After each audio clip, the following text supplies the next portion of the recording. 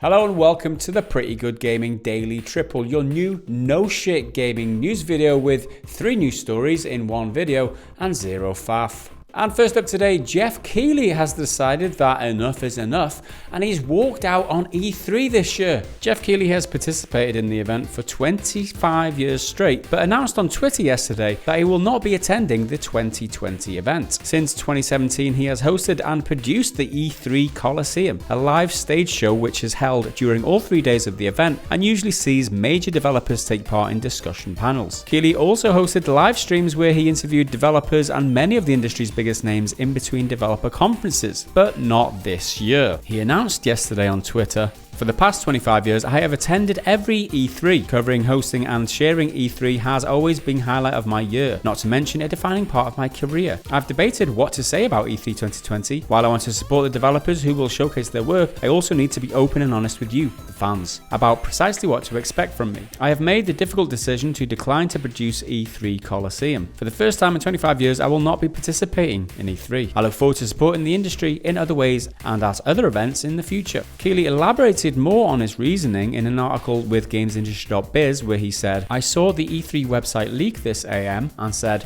you know what, I really need to let people know what to expect from me, so no one is disappointed." Keighley is referring to a new website info leak which happened just hours before his announcement, and considering the event's track record with leaking information, you'd probably have expected better from them. The latest leak happened yesterday morning where a list of confirmed attendees was exposed ahead of time. The pantheonsite.io website where the E3 website is hosted was temporarily available to the public as spotted by Reset Era member Rusty. The web pages were not supposed to go live until later the next day. This recent leak caused Keighley to suddenly announce his departure from this year's proceedings. "This certainly wasn't an easy decision to make, but I think it's the right one for me, and I wanted the fans to know before tickets go on sale. Given what has been publicly communicated about plans for E3 2020, I just don't feel comfortable participating in the show at this time." Now, you could consider this a damning indictment of E3. At the very least, it illustrates just how little faith Keighley now has in the event and its organisers. E3 organiser the ESA did a right boob up in 2019 when it leaked personal information of basically all the industry professionals attending the event. It exposed the info of over 2,000 attendees on an unsecured, publicly accessible web page. Basically left the info there for anybody to find. Information including the names, addresses, phone numbers and even the home addresses of attendees. To say it was a complete cock-up would be understating it. The ESA apologised and vowed to do better, but this most recent website leak is clearly evidence to the contrary, and obviously now even Keighley has lost faith. In losing one of their biggest names and longest standing hosts is quite a huge blow for E3, and this comes on top of the announcement that Sony will not be attending again this year for the 2nd year running. Exactly who will take Keighley's place is unknown at this point. The Coliseum page of the E3 website is currently this holding page, but chances are whoever it is will be leaked in no time. That said, you shouldn't feel bad for the E3 organisers, the ESA. They're basically made up of the biggest villains in the gaming industry, often doing their best to downplay loot box concerns and trying to justify exploitative monetization methods in modern games. So I certainly won't be losing any sleep over it. Surprise mechanics they can get behind. Jeff Keighley's surprise announcement, on the other hand, they're probably not a fan. Next up, the Sonic movie is out very soon, and well, yeah.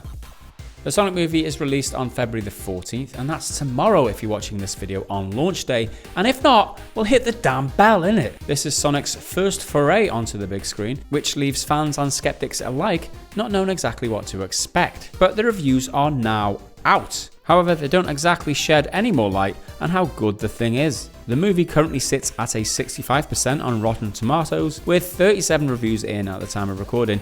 Not great, not completely awful either. However, it only scores a lowly 44 on Metacritic, with 23 reviews counted so far. Now that is considerably less good. The only site with user ratings at the time of recording is IMDb, which has user scoring of 7.1 out of 10, which is pretty high in comparison, leaving a mixed impression. And the matter doesn't get any clearer when you consult the gaming news outlets. How well the movie does at adapting a video game onto the big screen is a matter of who you listen to. Eurogamer calls calls it a charmless cut and paste job that's taken precisely the wrong approach to making films out of games. Kotaku more forgivingly says that the movie is a little weird, but mostly fine, while IGN calls it a fast-paced joyride that'll bring entertainment for fans and viewers of all ages. Now, the movie was originally scheduled to release on November the 8th, 2019. However, it suffered a strong backlash from fans about Sonic's appearance following the publishing of the original reveal trailer because, well, he just looks stupid. As a result, the studio promised to fix his appearance and delayed the movie until February this year. However, with the reviews so divided, which exactly are we supposed to trust? And who fancies spending money on a movie ticket in order to find out who was right? I know I certainly don't.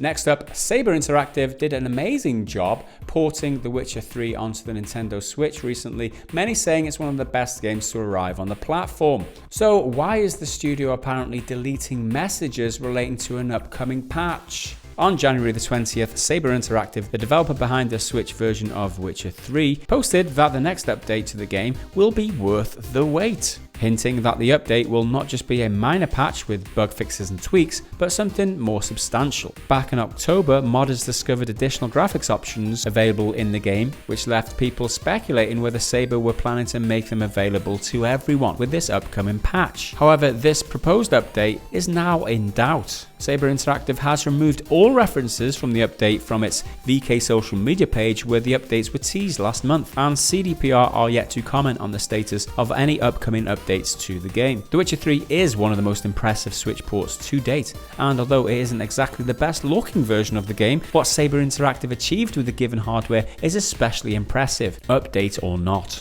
So there you have it. If you enjoyed this new no shit gaming news format, hit a like on the video to give it a boost in the algorithm, hit the subscribe button and the bell if you want to be notified when we release these videos in future. Why not toss a coin to your YouTuber over at patreon.com/prettygoodgaming to help us continue this work.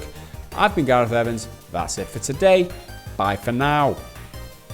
Not a single outtake, I did all that in one take today. Yes, I am not lying.